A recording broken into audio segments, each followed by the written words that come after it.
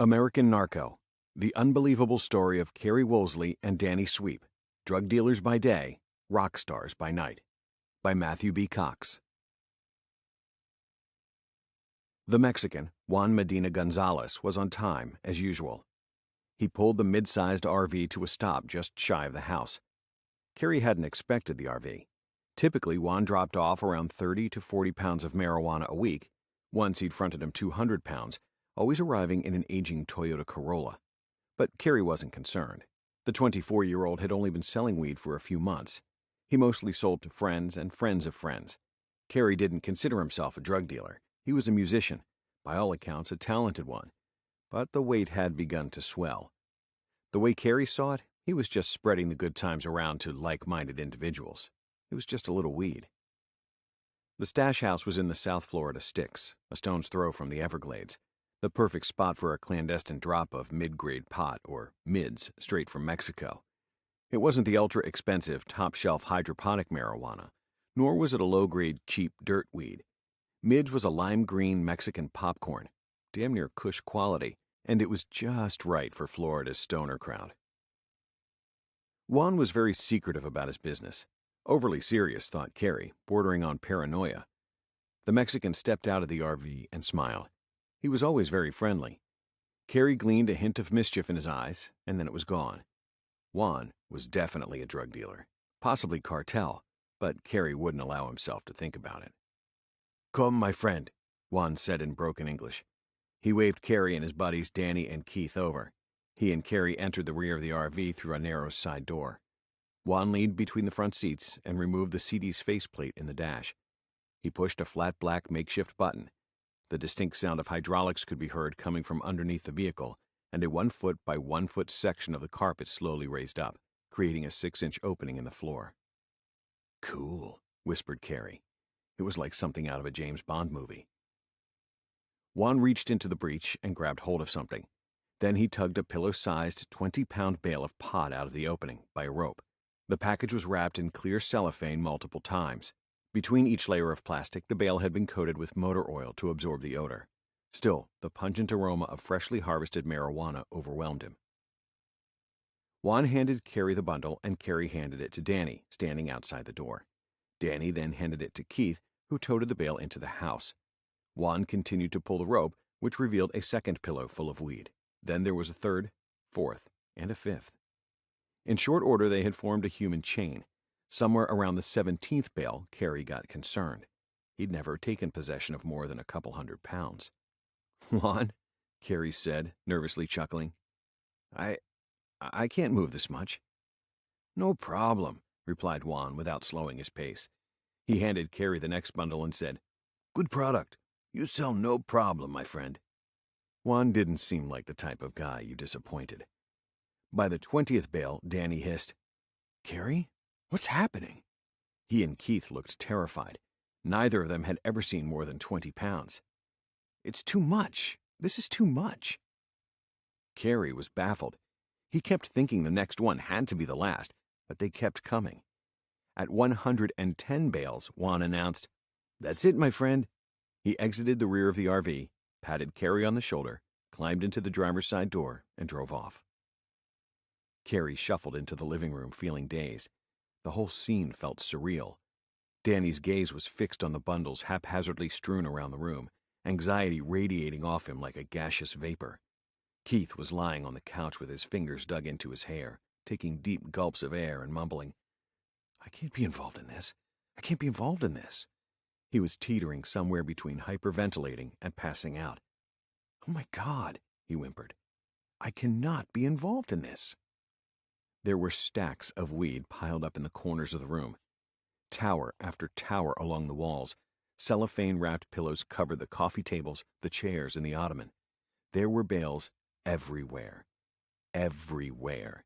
2,200 pounds, a metric ton of marijuana, with a wholesale value of more than $3 million. Karey could hardly believe it. "Oh my God," he thought. "I'm a drug dealer." The Sinaloa Cartel, known as the Federation, was the most powerful drug trafficking syndicate the world has ever seen. The Federation controlled trafficking operations on an international scale, with the majority of its drug distributed in the United States. By the time Karey had gotten involved in marijuana trafficking, the Sinaloa Federation had come to dominate the marijuana trade. The cartel operated large-scale plantations in the Mexican state of Sinaloa and the surrounding Golden Triangle area.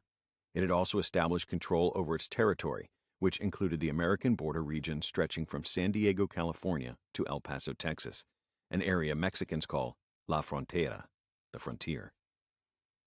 The Sinaloa Federation's various factions controlled a multi-billion-dollar network responsible for smuggling hundreds of tons of marijuana into the U.S. for the cartel every year.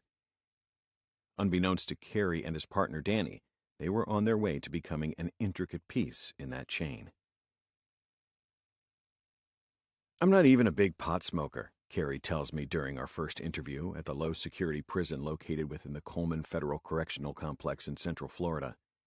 It's late February 2017, and the rock star turned drug smuggler is scheduled to be released in November. Karey was raised in Fort Myers on Florida's Gulf Coast, just north of the Everglades. His parents were ultra-liberal ex-hippies, supportive and nurturing. As a kid, marijuana wasn't discouraged or even frowned upon. Still, he only smoked occasionally. Maybe once or twice a month, that's it. Right, I reply while scribbling out a note.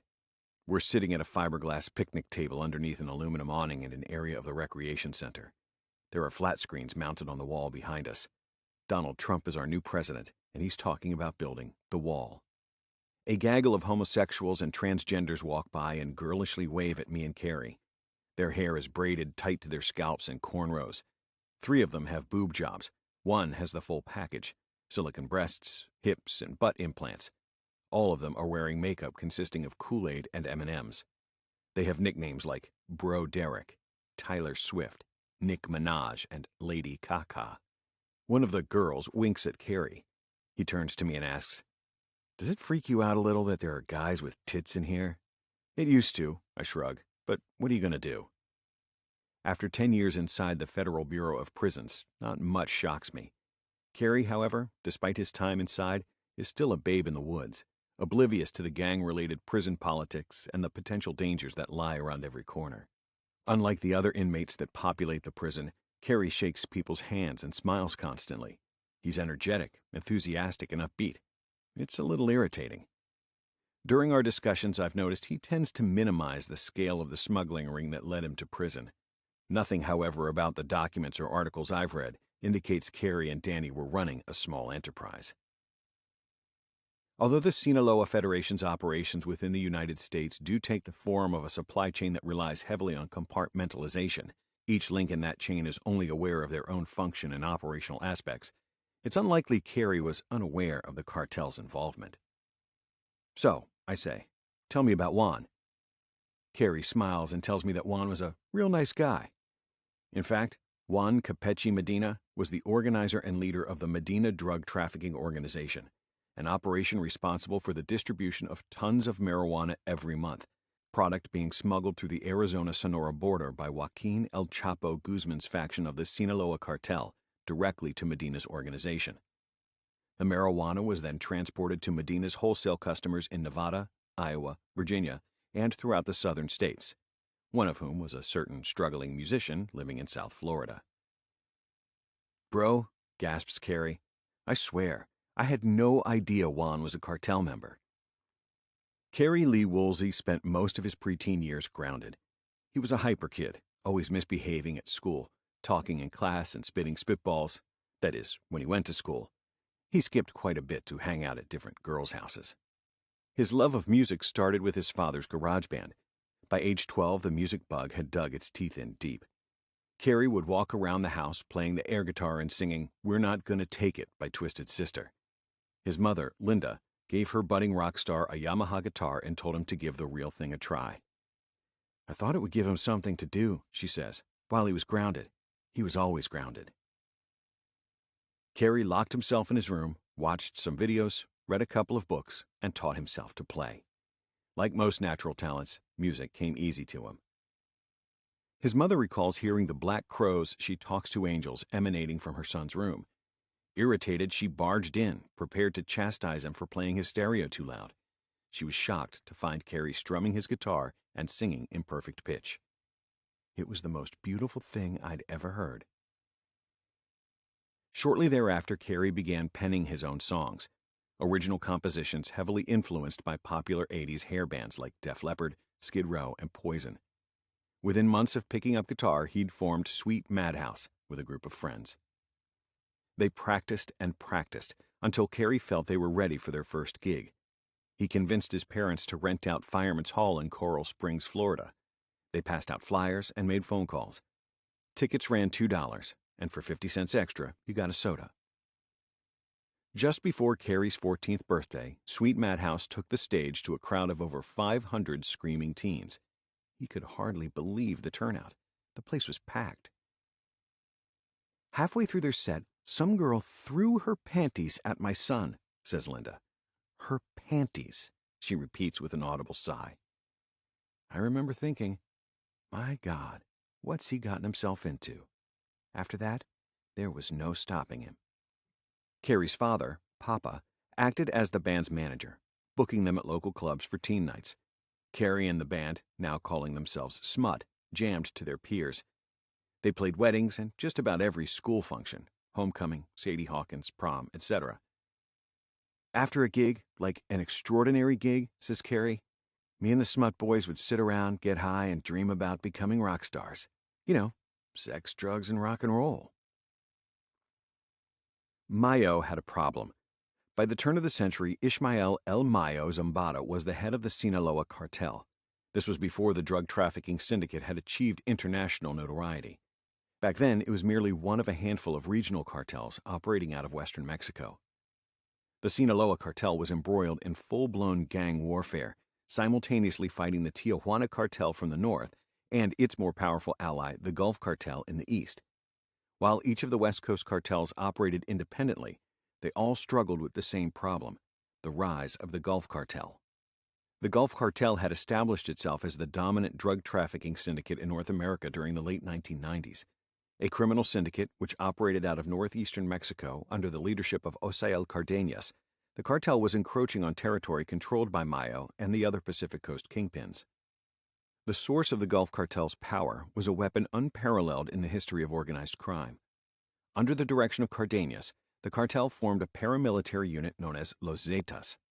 Initially comprised of 31 corrupt Mexican soldiers that had been trained in the United States by the American Military Special Forces and Navy SEALs, these elite commandos had been persuaded to defect from the Mexican army. Within short order, the unit had swelled to 300 highly trained killers. Unlike the undisciplined thugs the Pacific Coast cartels were using for muscle, the Zetas were a disciplined military force that utilized modern military tactics against their rivals. This is what kept Mayo up at night. He and the other drug lords helplessly watched, panic-stricken, as the Zetas expanded the Gulf Cartel's sphere of influence with military precision. The Sinaloa Cartel was losing ground, fast. Drastic action was necessary before they were all swept under the control of their Gulf Cartel rivals. The hot chick with the perky round tits flashed the band, and Karey made a mental note to find her later. It was the summer of 2000, at the 99X Festival in Fort Myers. Karey and his new band, 3 days apart, were jamming to Mr. Blueberry in front of 10,000 drunken Floridians. She was sitting on some guy's shoulders, not unlike a couple of dozen other girls in the crowd. Seriously, I fucking Karey. He and the band had spent the last 5 years playing bars and clubs up and down the west coast of Florida. They'd performed at virtually every college campus from the University of Miami in South Florida to Valdosta State University in Georgia. Karey and the guys had opened for Delamitri and Sister Hazel, and even toured with Creed, before Creed was Creed, for over a year and a half. Karey and the band had been checked out by lots of artist recruiters. There had been meetings with major record label executives and talk of record deals, but none of them materialized. His career wasn't going anywhere. He was 23 years old, tired, and struggling financially. Once the band's set ended, he caught up with the hot chick. She was with a group of friends. One of them was a guy named Jason. He told Karey if he needed any weed to let him know. I've got a plug straight out of Mexico. Karey wasn't all that interested, but he knew his quasi-adopted brother, Danny, would be. Daniel Sweep and Karey had been friends since their early teens. Due to family issues in the Sweep household, Karey's parents had practically raised Danny as one of their own. He was selling dime bags of weed out of his apartment, not a lot of pot, maybe a pound a month. So Karey connected Jason with Danny, and a week later he was holding 20 pounds of high-grade lime green Mexican popcorn, more than he'd expected. Danny asked Karey to help him sell it. Karey made a few calls to a couple of musician buddies, and it was gone. It was easy. Very, very easy. Word got around that Karey had the hookup, and his cell started ringing. Karey bought 20 pounds a week later, which he quickly sold. Days after that, Jason dropped off another 20 pounds, which Karey quickly moved. Then Jason fronted Karey 40 pounds, and 2 weeks later, another 40 pounds. By this point, Jason had gotten himself arrested. He was hooked on oxycodone and in a real jam. Karey agreed to get him out of jail and into a rehab on one condition. Jason had to introduce Karey to his plug, a Mexican named Juan. Deep in the Sierra Madre Mountains in Sinaloa, Mexico, while the other West Coast kingpins were gripped by paralyzing fear, Mayo formulated a plan, audacious in its scope, yet brilliant in its simplicity. To execute his plan, however, he would need the assistance of his paisan, Joaquin El Chapo Guzman, whom, along with Mayo, were the founders of the Sinaloa Cartel. Unfortunately, Chapo was serving a 20-year sentence in a Mexican prison for drug trafficking and murder. On January 19, 2001, Mayo arranged to have Chapo escape from prison by several guards. Once outside of the facility's walls, Chapo was smuggled out and whisked away by a helicopter. With Chapo's help, Mayo was able to persuade Ignacio El Nacho Coronel Villarreal, the leader of the cartel controlling the Mexican state of Jalisco. No one knows precisely when the conference occurred. However, at that meeting in the city of Guadalajara, Mayo and Chapo convinced Nacho to help them create a federation from among the Pacific Coast cartels, a super cartel. Mayo's plan was to create a drug trafficking behemoth strong enough to mount a united front against the Tijuana and Gulf cartels. Nacho agreed, and shortly thereafter, the federation was born. In short order, Mayo, Chapo, and Nacho met with Arturo Beltran-Leyva, a kingpin who controlled his own organization in Sinaloa. Together, they entered into a strategic alliance with Vicente Carrillo Fuentes, the leader of the Juarez cartel in Chihuahua. Then the leaders of the Sonora, Durango, Colima, and Michoacan cartels all agreed to Mayo's plan. Much like the superheroes that came together to form the Avengers, a group of the most powerful West Coast kingpins had joined forces to create what became known formally as El Cartel del Pacifico, the Pacific Cartel, or less formally, the Sinaloa Federation. The Federation operated on a horizontal leadership structure. The cartel's operatives each controlled certain territories, making up a decentralized network of bosses who conducted business through alliances. Together, under the leadership of Mayo and Chapo, the cartel launched offensives against the Tijuana and Gulf cartels. By the time Karey had become established in the marijuana trade, the Sinaloa Federation had eliminated all competition along the border, from San Diego, California to El Paso, Texas. 17 ports of entry were now firmly under their control. Each of the Federation's major factions worked with one another to smuggle marijuana into the United States, where American-based organizations then distributed the product throughout the country. One of these organizations was a large distribution cell in Tucson, Arizona, led by Juan Medina. According to Karey, Juan was very personable, polite, and businesslike. He stopped by Karey's apartment shortly after they'd been introduced, ostensibly to drop off 50 pounds of popcorn weed. He looked around my place, we talked about my mom and dad, real nice guy. What Karey didn't understand was that despite the majority of the cartel's operations being decentralized, their internal hierarchy was very much a family business. Fathers, brothers, sons, nephews, and in-laws occupy the top positions in most of the organizations. As insurance, everyone holding a key position know their associates' families and, more importantly, where their mothers live. With that said, the potential for murderous reprisals trickles down the chain. Juan asked if Karey's family lived in Fort Myers and inquired about his credit rating, which struck the musician as comical.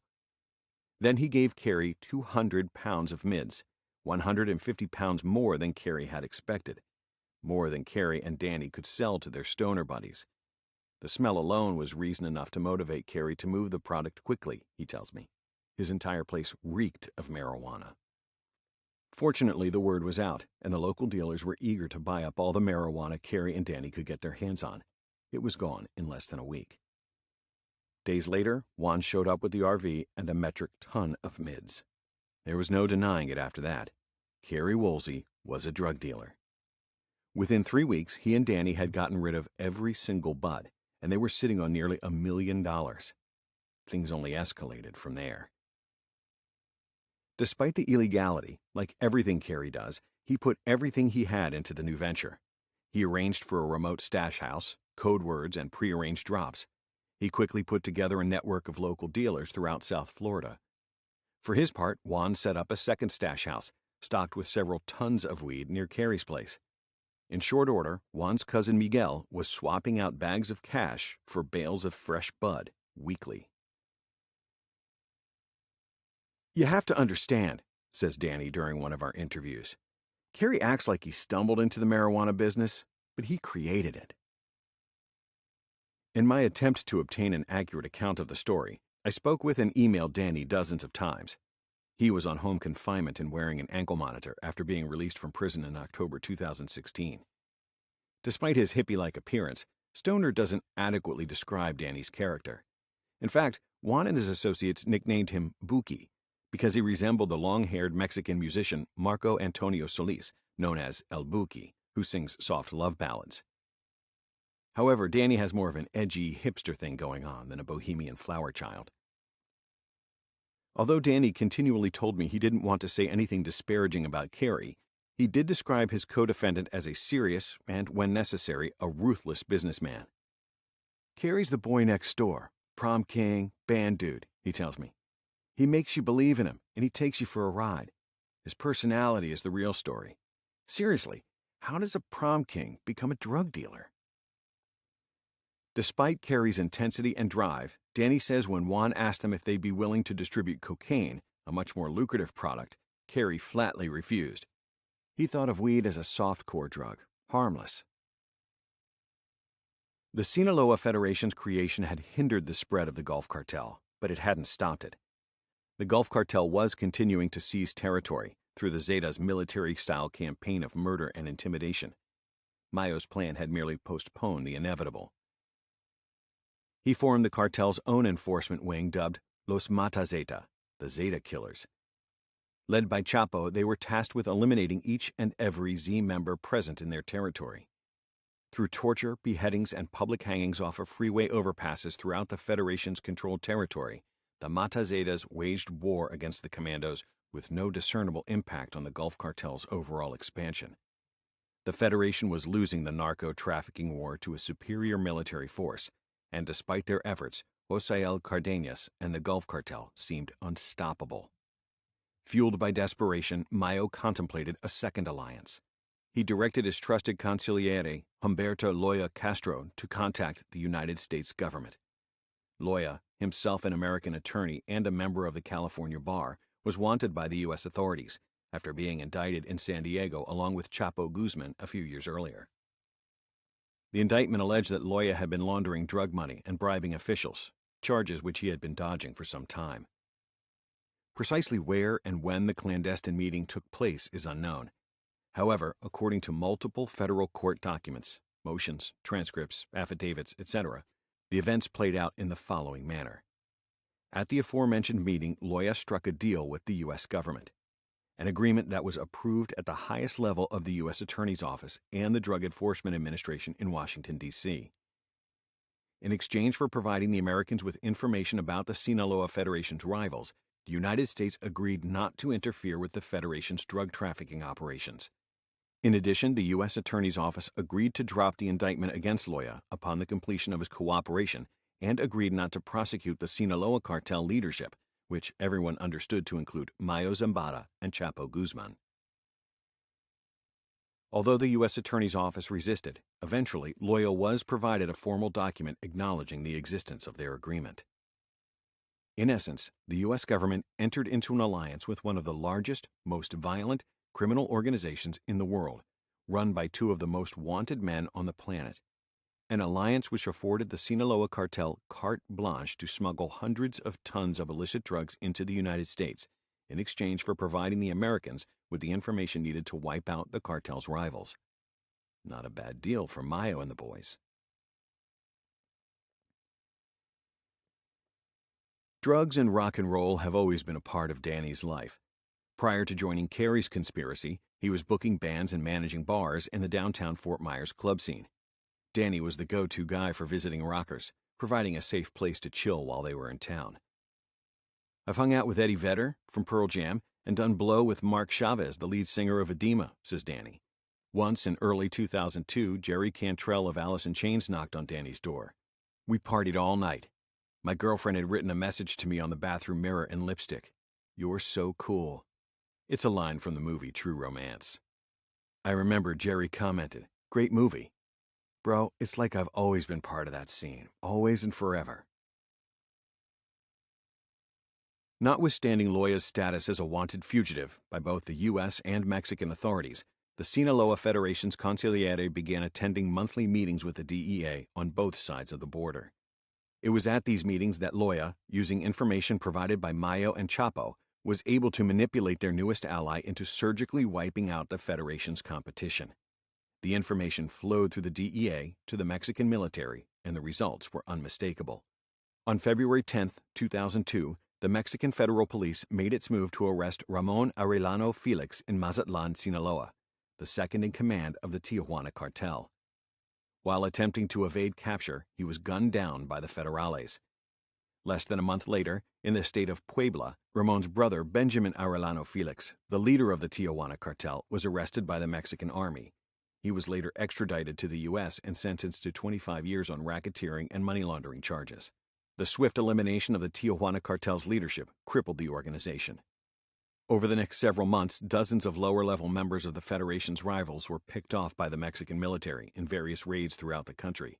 Then, on March 14, 2003, the Mexican army captured the head of the Gulf Cartel, Osael Cardenas, following a shootout in Matamoros, Tamaulipas. Mayo and Chapo, in a little over a year, had engineered the decapitation of both the Tijuana and Gulf cartels. In the ensuing chaos, the Sinaloa Federation went on the offensive and began to seize control of their rivals' territory. Nowhere was their success more evident than in Baja California. With two of the Arellano Felix brothers out of the way, Mayo's organization rose to challenge their organization for control of the Tijuana Plaza. Mayo's top lieutenant and brother-in-law, German Olivares, was responsible for overseeing the lucrative Tijuana-San Diego corridor for the Sinaloa Cartel, and for ordering countless murders during the Federation's brutal war for control of Tijuana. With the help of their American allies and the Mexican military, the Sinaloa Federation ascended to primacy among the Mexican cartels and was now the dominant drug trafficking syndicate in the Western Hemisphere. The floodgates were opened. Karey liked the black BMW X5 better than his Porsche 911. People were always staring at him when he drove the Porsche. It was a sparkly metallic silver and very flashy. The last thing he wanted was attention. The pot business had been running hiccup-free for over 3 years. Karey had the posh house with the big pool, the classic '67 Mustang he'd always wanted, and a couple of luxury sport utility vehicles. The gorgeous girlfriend, Rachel Telfor, a licensed Florida real estate agent with bottle blonde hair and Betty Boop curves. They vacationed in Cancun, Mexico, Nassau, Bahamas, and Costa Rica. There wasn't a rock concert in South Florida he didn't attend. Karey was still playing gigs on some weekends, not so much for the money, but because he loved it. Music was his life. The profits from the marijuana operation were unreal and easily laundered.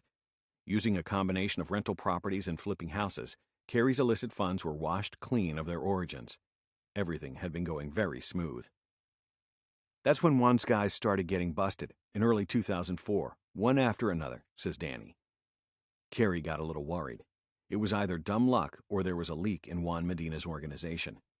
Either way, the town was dry and Karey was desperate for product. That's when he decided Danny should take responsibility for the transportation. Karey negotiated a better price and coordinated the clandestine meets. Danny, however, was in charge of transporting the loads.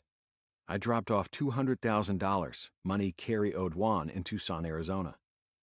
Danny rented a room at a local hotel, parked his rental car in the rear of the building's parking lot, and went to his suite. He left the key in the ignition and the cash in a suitcase sitting in the passenger seat. One of Juan's guys picked up the rental and returned it approximately 2 hours later. The money was gone and there was 300 pounds of weed packed into the trunk, recalls Danny. I never saw anyone. They began recruiting friends and friends of friends to drive bales of bud from Arizona to Florida. Drivers were paid $10,000 per load, and there was no shortage of South Floridians willing to take the risk. Every other month, however, Danny specifically transported the millions of dollars necessary to keep the product flowing. On September 11, 2004, Rodolfo Carrillo Fuentes, the operational head of the Juarez Cartel, his wife, and 2 young children were shopping at an upscale mall in Culiacan, Sinaloa.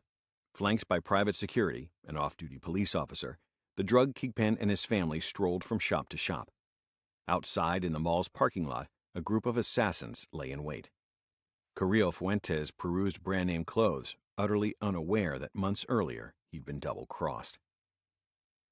Mayo had played the U.S. government perfectly. The scheme had worked so well, in fact, that Chapo had gotten greedy. He decided they were now in a position to betray the other members of the Federation in order to take over their territories. Chapo had arranged a secret conference in Monterrey, Mexico, with Mayo, Arturo Beltran Leyva, and a disgruntled member of their first victim, Juan José El Azul Esparagos Moreno, the second in command of the Juarez Cartel.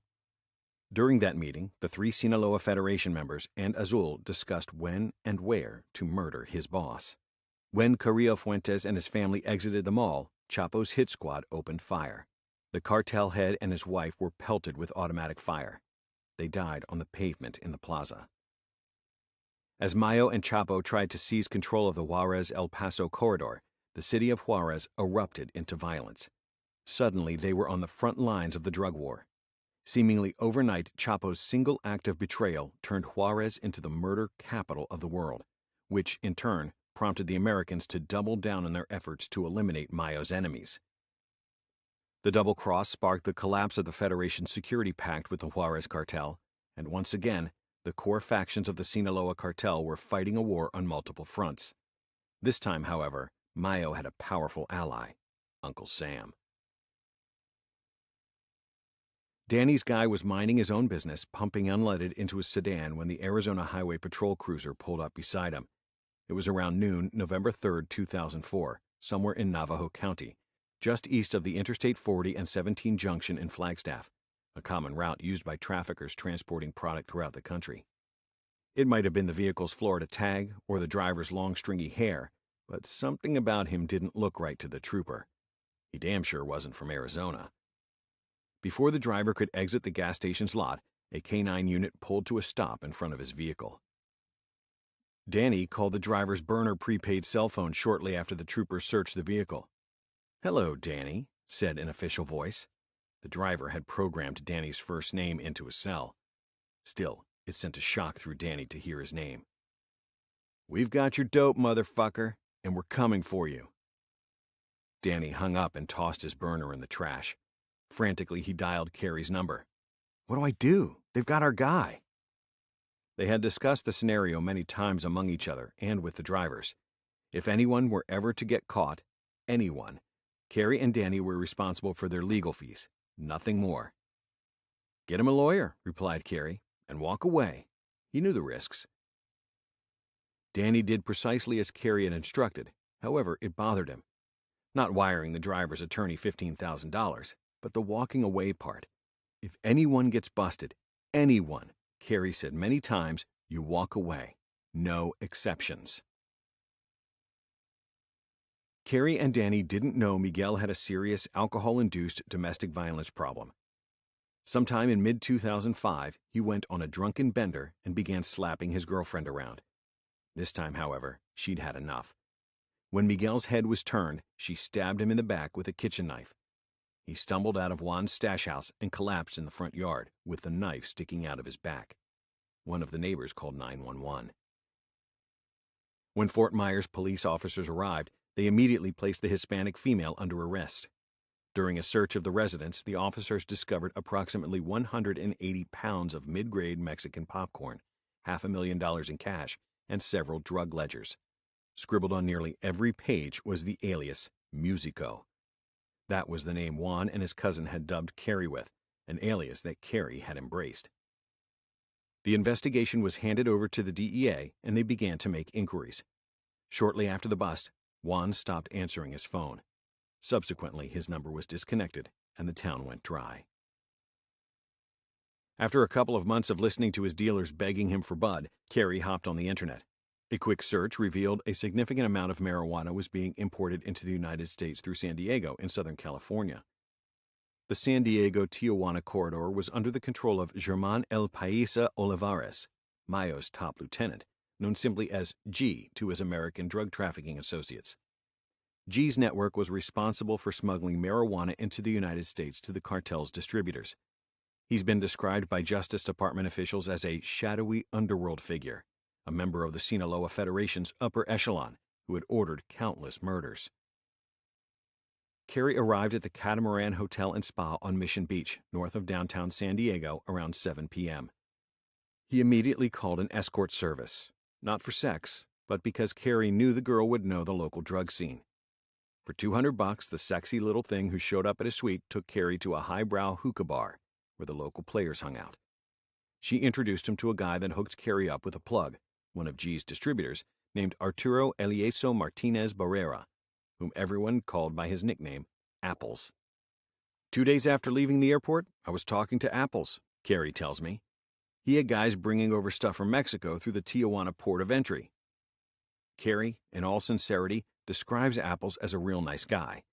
And he couldn't beat the price either. For $500 a pound, Apples assured him he could provide Karey with as much mid-grade herb as he could handle. The only problem was Karey, which meant Danny, had to transport the product. At the time, I didn't know Apples was working with the cartel, but, he did seem kind of cartelish.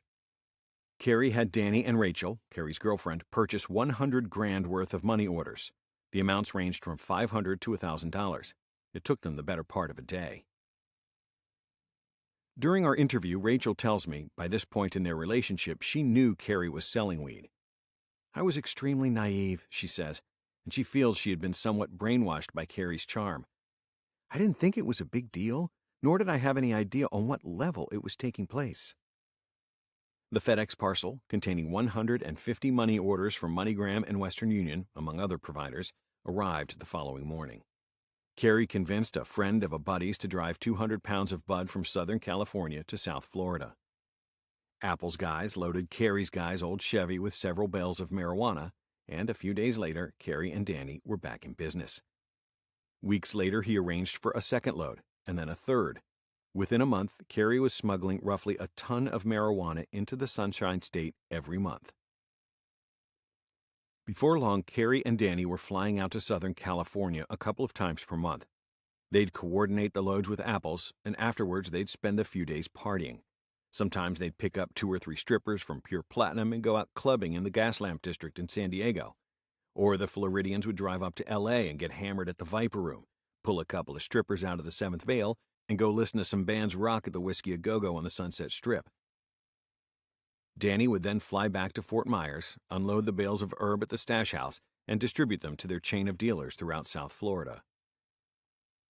Danny went with a classic decoy strategy, whereby transporters use a decoy vehicle to spot law enforcement and act as a diversion for the chase car, transporting the actual marijuana.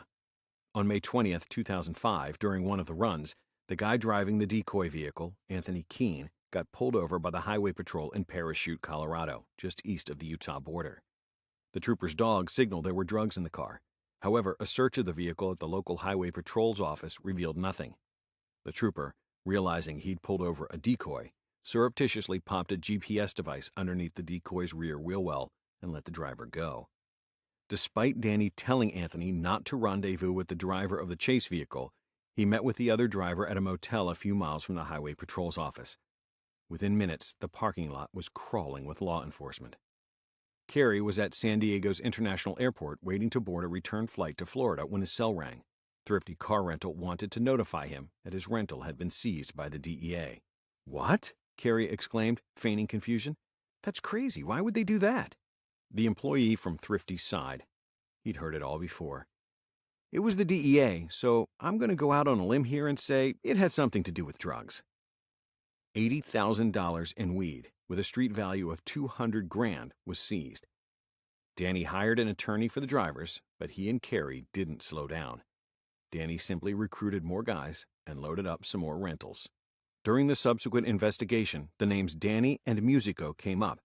However, the DEA was never able to put a case together against them. Karey felt sleepy and slightly dizzy, but that was about it. His extra potent marijuana brownie party had been a bust. None of his buddies had gotten high. He'd pulled the recipe off the internet. Admittedly, Karey had added more pot than the directions called for. He wanted them to be extra potent, and he let the butter simmer a little too long. In spite of this, Karey felt the brownies should have given them more than a fleeting sugar high and drowsiness. He woke up on the couch around 2 a.m., and Karey could have sworn he was inside a SpongeBob SquarePants cartoon. He was leaking so much perspiration he thought he was melting. Karey's heart was thumping so hard he was certain it was going to burst out of his chest, like when Roger Rabbit saw Jessica Rabbit for the first time. Karey's pet octopus, Mr. Squiggles, was staring at him from his wall-sized 150-gallon aquarium. He ran one of his long tentacles across his throat, signifying death, and the room began to spin. Karey knew he was dying. Mr. Squiggles wouldn't steer him wrong. He knew things. Karey grabbed the phone and punched in his father's number, woke him up, and gasped, "Papa, there's something wrong with my heart." He told his father about the extra potent marijuana brownies. "I poisoned myself. You gotta come get me. Take me to the hospital." "Karey, dude," chuckled his father, "calm down. You can't die from bad pot brownies." Several of Karey's buddies had stayed over, too sleepy to drive, and they were now lying on the floor, laughing uncontrollably at Karey. "I poisoned all my friends, Papa," cried Karey, ignoring his father. "We're all gonna die. What have I done?" "No one's dying." "Oh, God, Papa, I'm gonna miss you so much." Karey begins to sob. His father insisted Karey was having a bad trip, but Mr. Squiggles had been watching from his tank, and he looked sad. He looked concerned. He knew Karey was about to die. "Promise me you'll take care of Mr. Squiggles. He's a good octopus, Papa. I love him so much." "No one's gonna die," sighed his father. "You're just really, really stoned, dude." On the other side of the border, as the drug war raged on, Loya continued to meet with his DEA handler and other Department of Justice officials. Using information provided by Mayo and Chapo, the U.S. government coordinated multiple raids, directing the Mexican military's efforts, and the Sinaloa Cartel's rivals continued to suffer losses. One after another, the Tijuana, Gulf, and Juarez cartels' operations were disrupted, and their leadership captured or killed. The U.S. government was so enmeshed in its relationship with the Sinaloa Cartel that on several occasions the Americans alerted Loya to apprehension operations being conducted by the Mexican military. Raids being conducted in its territories where the cartel's leadership was believed to be hiding. Essentially, the U.S. government was tipping off Mayo and Chapo to evade capture so as to protect the relationship. Meanwhile, in Baja California, with the help of the Mexican military, G was squeezing out the Tijuana cartel and taking over their drug smuggling routes. Control of the Tijuana Plaza flipped over to Mayo, with G being responsible for coordinating the Sinaloa Cartel's narcotics trafficking activity through the Tijuana-San Diego corridor, including the importation of multi-ton shipments of marijuana into the United States. With Karey and Danny's trafficking operation running trouble-free, G contacted Apples and requested an introduction. He wanted to talk with the American narco that was moving so much of his product. They met at a market in La Jolla, California, north of San Diego. G's bodyguards, a couple of hard-looking Mexican thugs, arrived first, driving what Danny described as a super badass black Harley-Davidson limited edition Ford Crew Cab dually. G pulled into the parking lot less than a minute later in a caramel Bentley. Danny waited in the driver's seat of his Toyota Sequoia SUV, staring at the Mexicans in the truck, while Karey, Apples, and G spoke inside the cartel leader's vehicle. He was an older, thin Mexican with a head full of hair. G wanted to know how much product they could handle. Karey knew this was an opportunity to expand the South Florida operation throughout the state. "We could do another 1,000 pounds a month," said Karey. Maybe another ton? G pinched his chin pensively and contemplated the amount. You know the Mexican saying, plata o plomo? Silver or the lead? He asked with a Spanish accent. Nervously, Apple's eyes darted between the two men. Karey nodded his understanding, and G continued. I have a man at the border, a border patrol agent. This man, we have an understanding. He then asked how long it would take for Karey and Danny to move 20 tons of marijuana. Jesus, 20 tons? The plan required them to open a concrete company and purchase 2 cement mixers in San Diego. The cartel, with the help of the agent, would then use the trucks to smuggle the marijuana across the border. They would then be placed on flatbeds and transported to South Florida. It was a 20-ton deal, says Karey. They had it all arranged, the border agent, everything. In the midst of Karey and Danny incorporating the cement company, leasing a warehouse, and looking for the mixers, Juan Medina called. He'd been missing in action for over a year, and he was back. He had vehicles loaded with product en route to Florida, and he wanted to rekindle their business relationship. The Floridians were spending more and more time in San Diego. They'd grown tired of blowing $1,000 a night on hotel rooms, so they purchased a place in La Jolla. The condo was right on the beach and reasonably priced at roughly $500,000. The porn star Jenna Jameson and a few other B actors lived in the building. While South Florida was home, Karey loved Southern California. He enjoyed the anonymity and especially the beautiful women. According to Danny, Karey had quite an effect on women. It wasn't uncommon for him to go out drinking and pull a couple of bombshells, take them back to his place in La Jolla, and spend the night rocking their worlds while the girls were flying on ecstasy. By all outward appearances, Karey was a rock star.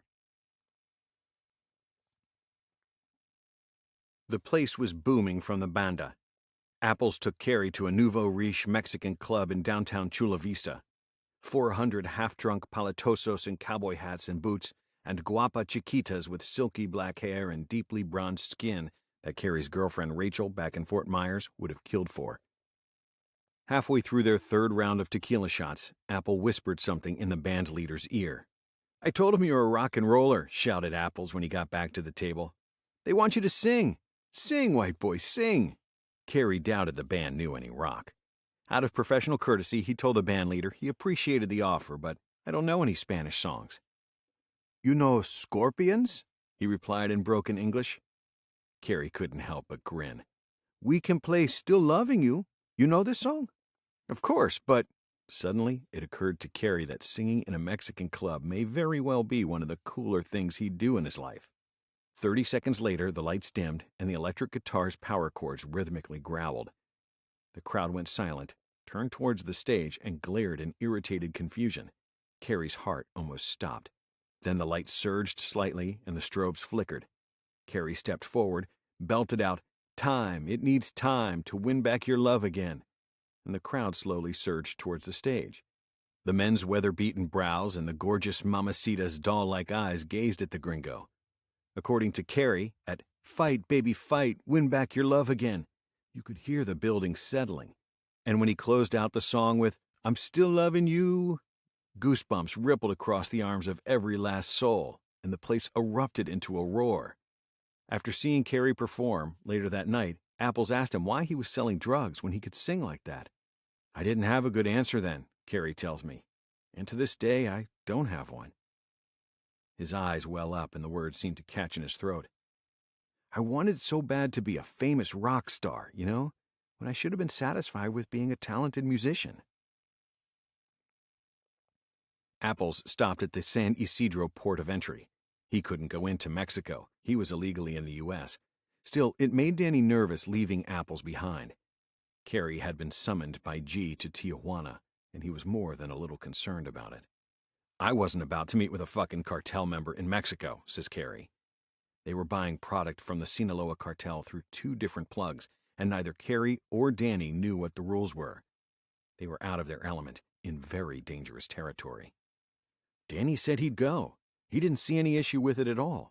He's crazy fearless like that. On the Mexican side of the border, G's Special Edition Ford was waiting at the curb, black with dark-tinted windows. The capo smiled warmly at Danny and waved him in. Danny was driven 30 minutes outside of Tijuana to a complex of desolate warehouses. nothing but dense sand and tumbleweeds. Armed guards walked the perimeter, hardened men with black mustaches and rudimentary prison tattoos. Inside, there were a dozen Mexicans stripping down multiple vehicles and reassembling others. Danny estimated there was approximately 30 tons of marijuana in that one warehouse alone. The costals were stacked from floor to ceiling.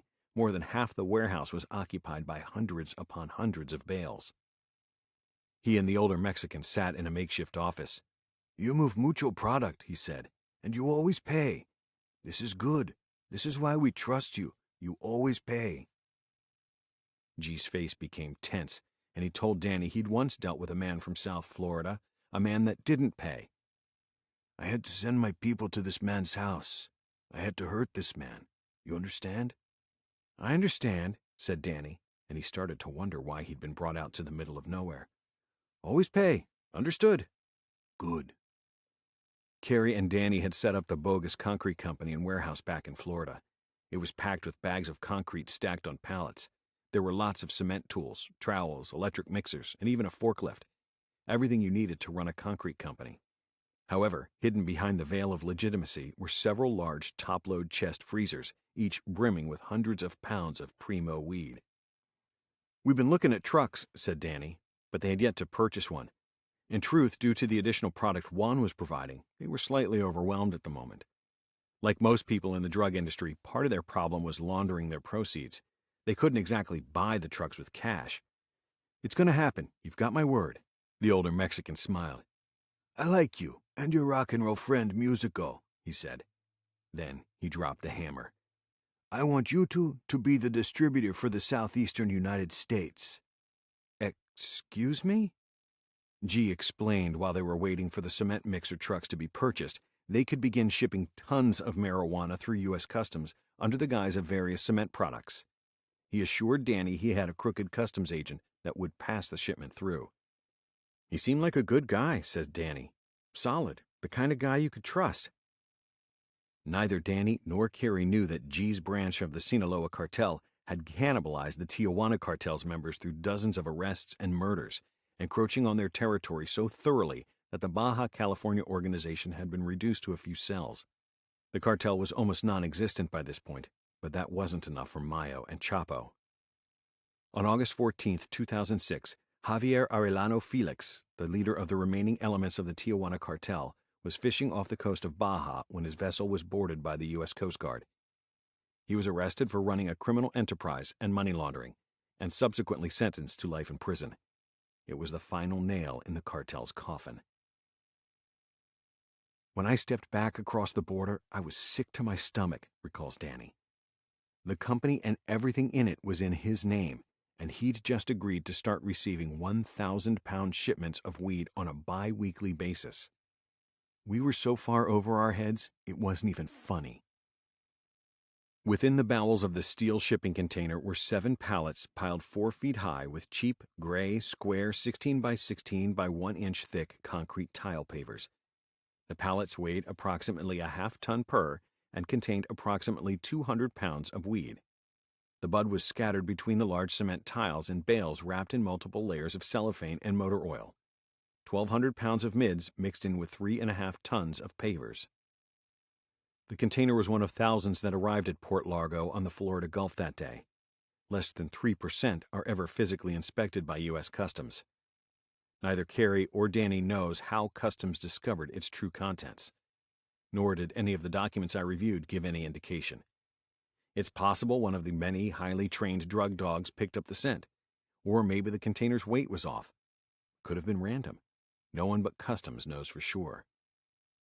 What I'm certain of is that there was no crooked customs agent there to wave the container through or tip off anyone about the discovery. Once the 1,200 pounds of drugs were discovered, using state-of-the-art law enforcement techniques, the agents quickly linked it to Danny. His name was on the invoice. When they ran him through NCIC, however, Customs was directed to 2 DEA arrests in 2005, one in Colorado and the other in Florida. Each arrest report contained Danny's name and a Spanish alias. Around the same time, the agents were wondering, who in the hell is Musico? Karey and his band were rocking the Versace mansion on South Beach. We played New Year's Eve while Customs was trying to connect the dots, recalls Karey. The party was teeming with celebrities bringing in 2007, listening to Karey sing classic rock. Adrian Grenier from Entourage, Ben Affleck, and Matt Damon were in the crowd of several hundred. The stage was made of glass, says Karey. The whole thing was suspended over the pool. Each time he and the band looked down, they were staring directly through the clear, chlorinated water to the drain. It was tripping me out. Sometime around 10 o'clock, a transformer blew, South Beach went dark, and the music stopped. Karey and the band mingled with the guests by candlelight in silence. At midnight, he watched the fireworks over the beach, surrounded by Lenny Kravitz and Tommy Hilfiger. Karey was living the life of a rock star, partying with celebrities, dating gorgeous women, and making millions. In reality, it was the beginning of the end. The warehouse was under heavy surveillance. Agents from the DEA and Customs Enforcement were burrowed into undercover vehicles sprinkled throughout the surrounding commercial buildings. Danny confirmed the container's arrival on Wednesday morning, Valentine's Day. After weeks of incomprehensible delays, the pallets of cement pavers were now sitting on the back of a flatbed. Each was bound by clear industrial plastic and covered by tarps. Danny helped the driver unload the pallets. He used the forklift to lift and drop each one of them inside the warehouse while trying to make small talk with the driver. Something about the guy didn't seem right, but Danny didn't let it bother him. 100 yards away, an agent snapped photos of Danny from the back of a white van. He got a couple of Karey slowly driving by the buildings in his Porsche as Danny closed and locked the roll-up door, and a real nice shot of the sports car's personalized license tag, Wools. The agent staked out the place around the clock for 2 days, says Danny. The narcos returned on Thursday to unload the pallets. Danny went in the front while Karey snuck in the back. He was certain something was wrong. The delivery had taken too long. They cut through the clear plastic and started unpacking the concrete tiles in search of the pot, stacking each on the floor. That's when Karey noticed a thick black wire running between several pavers near the inner tiles. He grabbed the cord, pulled and yanked it until he came upon a small black rectangular plastic box with a little green light. He whipped around to face Danny. "What the hell is this?" gasped Karey, holding the rectangular object. There was no doubt in either of their minds they were staring at a tracking device. All Danny could muster was, "Bro, we're so fucked." Karey dropped the box to the floor and stomped on it, smashing it into shards. Terrified, they quickly abandoned the warehouse and the $1.7 million worth of weed. Karey raced out the back and Danny exited through the front. He drove home and immediately called Apples. "That's not possible," he said suspiciously. "We have people on the inside." Apples insisted G's guy at Customs would have contacted him. Nonetheless, at 7 a.m. the next morning, on February 17th, the agents knocked on Danny's door. He was waiting for them. "They wanted me to give up Musico," laughs Danny. The government needed someone to connect Karey with the seized cash and marijuana from the stash houses, vehicles, and the warehouse. But I wouldn't do it. Danny was taken to the federal building in downtown Fort Myers because he'd refused to cooperate. Danny was denied bond. He called Karey from the county jail and told him, "They got me, bro. It's rotten eggs," which was code for they knew everything. "Rotten eggs, bro." Danny expected Karey to walk away, like he'd always done. "I couldn't abandon him. Danny's as much of a brother to me as my own biological brothers," recalls Karey. He visited Danny in the county jail over the next several months, speaking in code on the visitation phone and writing each other notes through the glass partition. Over and over, Danny told Karey to stop coming, to move on with his life. Karey opened a nightclub in Cape Coral called Martini's and tried to resume his life, but he never stopped visiting Danny. They were threatening Danny with 20 years, and all he'd say was, "Fuck it, I'll do the time." Karey broke all contact with Apples and Juan. He focused on his new relationship with Misty, a beautiful dental hygienist. He tried to stay busy.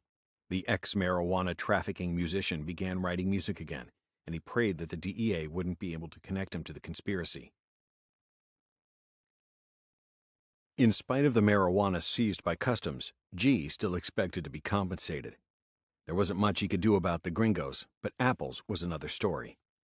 Unfortunately, 2 months after the loss of the product and Danny's arrest, Before he could quash the debt with his boss, Apples dropped off several hundred pounds of marijuana to a distributor in Newport News, Virginia. He was completely unaware that his guy had been arrested weeks earlier and was now cooperating with the local authorities. Before Apples could pull his SUV out of the parking lot, multiple unmarked vehicles surrounded him. Newport News police narcotics officers arrested the drug trafficker. A search of his vehicle revealed approximately $400,000 in cash. Apples was held on a charge of illegal re-entry, pending federal charges of conspiracy to possess with intent to distribute 1,000 kilograms or more of marijuana. The thing about cartel members is how unforgiving they are. It didn't matter to G that Apples was facing a 15-year prison sentence. Someone had to pay. In August 2007, one of Apples' brothers, Martin Martinez, finished his shift at work, a clothing store in Tijuana, and headed home. His vehicle was found weeks later, stripped to the frame. Martin's body, however, was never recovered. Jorge Martinez, Apples' second brother, was kidnapped months later. His body was dumped in the street in front of his parents' house outside Tijuana. The corpse was mutilated and riddled with bullets. "For sure, I did a crime," Apples told the judge in broken English at his sentencing. "But the thing is, if I knew I'm going to lose two brothers because these people in Mexico lost their load, I should not do it." Arturo Apples Martinez Barrera was sentenced to a term of 151 months. Karey's ex-girlfriend, Rachel, was confronted by the DEA agents as she approached her dry cleaners. There were two of them. "They asked me if I knew Danny Sweep," she says. Rachel hadn't seen Danny in years, so it took her off guard. The questions quickly focused on Karey and the case they were trying to build against him. "At that point," recalls Rachel, "I told them I wasn't talking to them without a lawyer, and I walked away." Over the next month, according to Rachel, the agents contacted her several more times. They made threats. They indicated they were in possession of evidence that she was complicit in Karey's marijuana trafficking ring and money laundering. Rachel remembered the $100,000 in money orders she and Danny had mailed to Karey in California. "When the DEA confronted me with the evidence they had against me, I was horrified." She wasn't about to risk going to prison over her ex-boyfriend's illegal activities. "It wasn't my burden to bear." When Rachel met Karey in the parking lot of the local grocery store, she was wearing a microphone connected to a small recorder concealed in her pants. She felt sick over what she was doing. The agents were sitting in an unmarked vehicle less than 30 yards away. She handed Karey a subpoena to appear in front of a federal grand jury. "What do I do?" she asked. "They're going to ask what I know." "Rachel, you can't tell them you know anything. Just, look, I'm going to get you a lawyer and—" "But I do know stuff. The real estate agent and the cars, and that time I bought all those money orders. I'm not going to jail for you." At this point, Karey realized she was wearing a wire, and he ended the conversation, but the damage was done. Weeks later, on September 18, 2007, the agents raided Karey's house. They seized several $100,000 in vehicles and over $4 million worth of property. Somewhere in Mexico, Loya forwarded information to the DEA regarding Mayo and Chapo's top lieutenant, Alfredo Beltran-Leyva, the head of the Beltran-Leyva faction of the Sinaloa Cartel, along with several of his key people. Subsequently, on January 20, 2008, Alfredo was arrested by the Mexican army in Culiacan.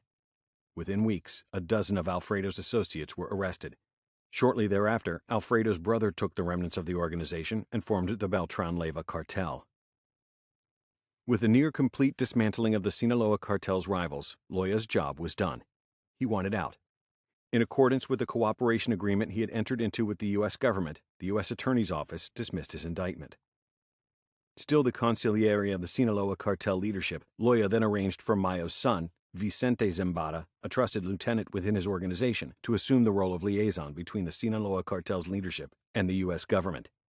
Mayo's goal being the continued relationship between the Americans and the cartel, permitting tons of narcotics to be smuggled into North America, the antithesis of the purported war on drugs. According to Vicente's attorney, DEA agent Castanon told his client that the deal had been approved by the federal prosecutor in Washington, D.C., and high-ranking DEA officials. As a result, the alliance continued. On August 4, 2008, Danny and Karey were both sentenced. "It's funny," laughs Danny. "Karey and I used to joke about August 4th. In the movie Terminator, that's the day Skynet declared war on humanity. Judgment Day. On that date, the courtroom was packed with members of Karey's family. However, they were there to support both the defendants. Danny's attorney, David Brenner, did what he could for his client. These people, he told U.S. District Judge John Steele, pointing to the Woosley clan, became Mr. Sweep's family. He and Karey Woosley were very close. So close, in fact, they actually called each other brothers. That was part of the problem, Danny's refusal to turn on Karey. No one knew how the judge would handle the loyalty among thieves. Danny was sentenced to 11 years and 11 months to be served in the Federal Bureau of Prisons. Minutes after the court pronounced judgment on Danny, Karey stepped into the court for his sentencing. While laying out the extent of Karey's drug trafficking organization, the U.S. prosecutor characterized him as incredibly business savvy. He described the sophistication of his laundering operation.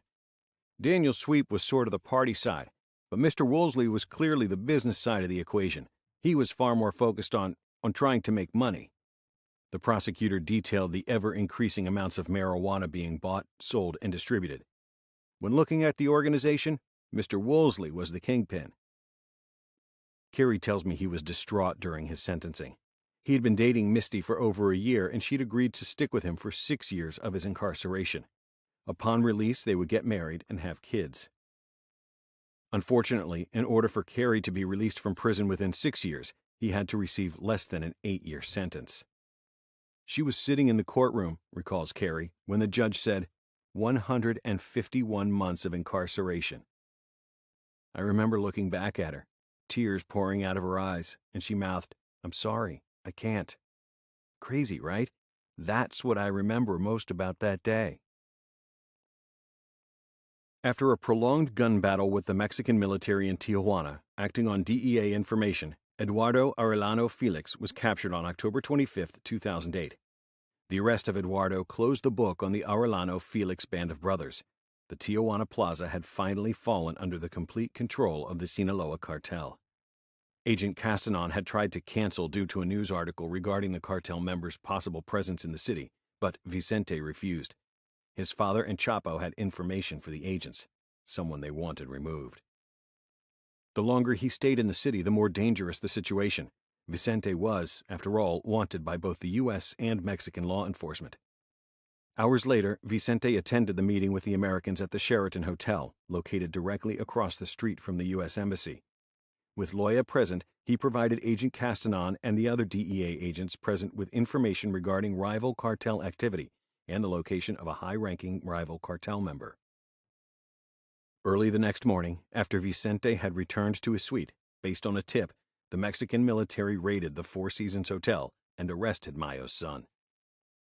Despite the fact that he had an agreement with the United States government, the Americans double-crossed Vicente, indicted him, and demanded his extradition.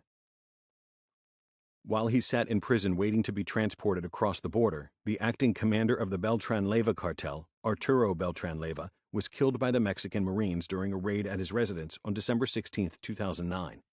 The remaining Beltran-Leyva brothers blamed Mayo and Chapo for providing the authorities with the information utilized to ambush Arturo, resulting in an ever-escalating series of retaliatory acts. The following year, on July 29, 2010, the last of the core Sinaloa Federation leaders, Nacho Coronel, the head of the Jalisco faction, went out in a blaze of glory during the Mexican military's attempt to arrest him. Despite his arrangement with the U.S. government, Vicente was extradited to Chicago. Once in the United States, the Americans denied they had a quid pro quo agreement with Vicente or any other leader of the Sinaloa Cartel. Unlike Loya, Vicente had nothing in writing. Months later, however, the entire affair was on the verge of disclosure when the federal judge in Vicente's case ordered the government to produce all material concerning the nature of its relationship with the Sinaloa Cartel. Suddenly, the U.S. Attorney's Office in Chicago invoked the Classified Information Procedures Act, classifying all materials related to the case, including the cartel's agreement with the U.S. government. The government even invoked national security concerns to prevent Loya from being summoned as a witness by Vicente's defense lawyers. Rather than run the risk of disclosing their arrangement to public scrutiny, the U.S. Attorney made Vicente an offer he couldn't refuse. On April 3, 2013, Vicente pled guilty to conspiracy to smuggle hundreds of tons of marijuana, cocaine, and heroin into the United States, what should have been a mandatory life sentence, in exchange for a 10-year prison sentence. With time served and time off for good behavior, he should be released sometime in 2018. As a result of Zambada's plea deal, any chance of the full extent of the U.S. government's complicity with the Sinaloa Cartel's leadership ever becoming public via a trial were deep-sixed. As for his father, however, 6 separate indictments across the United States have been returned, charging Mayo and Chapo with overseeing a massive international drug conspiracy. At least 3 of those indictments charge German G. Olivares with drug-related charges and murder in the furtherance of drug trafficking. The Tijuana Plaza remains under Mayo's and G's control, although the warehouses Danny visited are no longer being utilized after the Mexican military raided the complex and seized over 100 tons of marijuana. Unlike Mayo and G, Chapo got cocky. Despite knowing the U.S. government was no longer protecting him and Mayo, he ventured out of his safe haven in the Sierra Madre Mountains. Chapo was arrested by the Mexican military in a hotel while visiting with his former beauty queen wife. He subsequently escaped from prison on July 11, 2015, through a tunnel nearly a mile long, but was recaptured following a shootout with the Mexican Marines on January 8, 2016. Chapo has been extradited to the United States, where he is currently awaiting trial. Juan Medina Gonzalez is still a fugitive, on the run somewhere in Mexico. At Danny's sentencing, the drug smuggler apologized to the court and admitted he would have done things differently given another chance. In all honesty, he feels the government allowed tons of marijuana to be imported into the country, drugs that he and Karey were sentenced for, but no one in the U.S. government was ever prosecuted. However, Danny had to go to prison for nearly a dozen years for the same thing the government let the cartel do on a massive scale. Both he and Karey received more time than Vicente Zambada. "Bro," gasped Karey when I laid out what can best be described as the U.S. government's collusion with the Sinaloa Cartel. Their agreement helped fuel a drug war that cost the lives of tens of thousands of Mexican citizens and law enforcement officers on both sides of the border, and flooded the United States, among other countries, with incalculable tons of illegal drugs. "The weed you and Danny were selling was purchased through the Sinaloa Federation," I informed him. "Every single bud." In a very real sense, the U.S. helped create the Federation, the largest, most powerful drug trafficking organization the world has ever seen. By all appearances, the American government had endorsed the importation of the marijuana that Karey and Danny were distributing. "That's crazy, bro," says Karey. He shakes his head and lets out a long, harsh sigh. "I'm not even a big pot smoker." Mayo still has a problem. The founding member of the Sinaloa Cartel's allies in the American government have abandoned him. He and G are currently fighting a multi-front narco trafficking war against their competitors. His trusted family members and key associates are locked up in U.S. prisons. Rival cartels are encroaching on his smuggling routes, shipments are being seized by drug enforcement, and a new generation of drug traffickers, decades younger than Mayo and G, are making their lives hell. Despite being wanted by both the American and Mexican governments, Mayo Zambada has never spent so much as one night in jail during his 50-year career as a drug trafficker. But he's now in his 70s, and he knows his time is running out. The president of Mexico recently turned down an offer by Mayo to retire in exchange for an agreement of non-prosecution. His enemies are coming for him. It's a problem.